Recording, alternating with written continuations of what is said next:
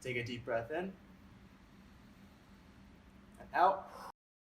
Whoa, hold on there. Is this safe? My name is Frank Webster and you're watching Your Health Therapy. And today I'm gonna help you answer the question, is cracking your back bad?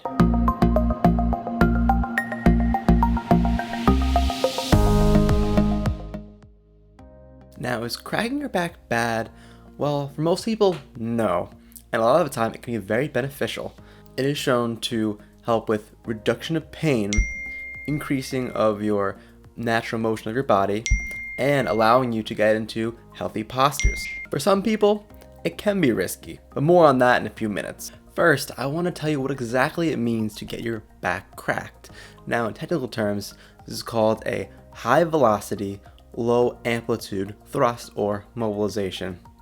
Now, this just means that the technique is performed very fast and through a small range of motion, usually at the end of what we call a mechanical barrier. And by pushing through this barrier, it sends signals to the brain, and also some believe that it may realign structures in the body. These techniques can be performed by a variety of different healthcare professionals, including physicians, osteopathic doctors, physical therapists, chiropractors, and it can be called by several different names, including manipulations, thrust mobilizations, grade 5 mobilizations, and for chiropractors specifically, they would call them adjustments.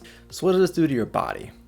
Well, some people believe that this helps to realign structures in your body, usually your spine, or help decompress your spine, and the theory goes that because your spine has been out of alignment or in compression for so long that by relieving that, it helps reduce your pain and helps you move better. Some also believe that it can help decompress discs, it can help break up scar tissue. However, these physical effects have not been the ones that have been seen to be providing positive benefit in many cases. However, there has been a lot of research showing there's a lot of neurological effects. Manipulations have been seen to send a very strong neural signal to your brain when they happen, and this contribute to turning off what can be called a threat state in the body. Now, this threat state can be caused by injury or threat of injury and causes locking up of muscles and sending of pain signals from that area of the body to your brain telling you, ouch, this hurts, I'm gonna lock this up. This can reduce motion at the joint level and cause muscle guarding in that area of the body. Problem is, when this threat is removed, it's hard for your body to relax and get back to that calm state sometimes. Injury or threat of injury has a strong signal from that area of the body, the brain, telling your brain to protect. And manipulations can send a strong signal to your brain telling it that it's okay, the threat is gone or decreased, you can relax a little bit. While manipulations can be very helpful in reducing your pain and restoring your motion, it's not for everyone. And if you have had certain things happen during your lifetime or have certain disease processes going on in your body, it gets a little more risky. And at this point, the risks can start to outweigh the benefits of the technique. One of the main risks that goes along with manipulations is the risk of fracturing of the bones being worked upon. Now, usually this is the back, and these bones are actually pretty strong, and the risk is usually very low. However, if you have certain conditions such as osteoporosis, osteogenesis imperfecta, osteopenia, if you have used corticosteroids for a prolonged period of time, or aspirin, you may be at higher risk for fractures, especially if you're a woman after you experience menopause, as that is a big risk factor for decreased bone density. Another risk factor is if you have significant weakness or loss of sensation in your arms or legs, as this can be a sign of spinal cord compression, along with increased reflexes. This should be seen by a neurologist as soon as you can. Also, if you have risk factors such as heart conditions or conditions of your blood vessels, including high blood pressure, atherosclerosis,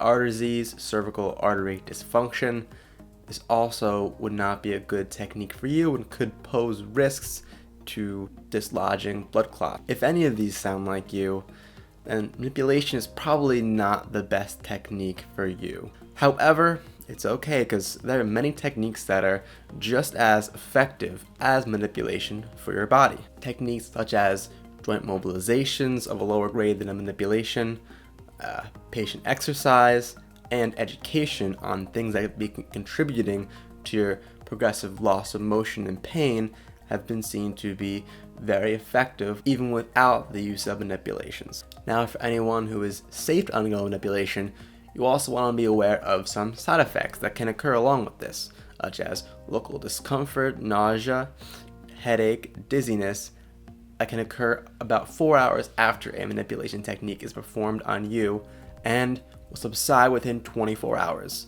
If symptoms don't subside within 24 hours, then it's probably something else going on in your body. You don't need a manipulation to get better. But with that being said, if you're someone who is able to get manipulated and who doesn't have all those other factors that might put you at risk, it can be the right technique for you, and it can be highly effective to help treat the pain you're currently in. Here are a few techniques that I have learned to help you feel good and move better.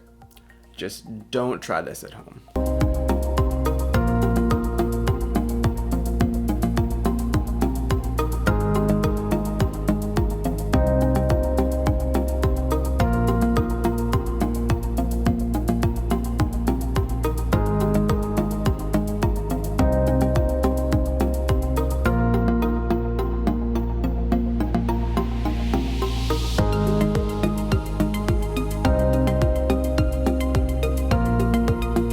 So, is cracking your back bad? If you have any of these, it could be risky. But if a licensed healthcare professional is assessing you and is the one to perform the technique, it can be very beneficial. Well, that's all for this video. I hope you enjoyed, and if you did, please leave a like and comment on this video. It really helps me out. And subscribe if you want more content like this. Till next time, this is Franklyn Webster with Your Health Therapy, telling you to stay informed and stay healthy.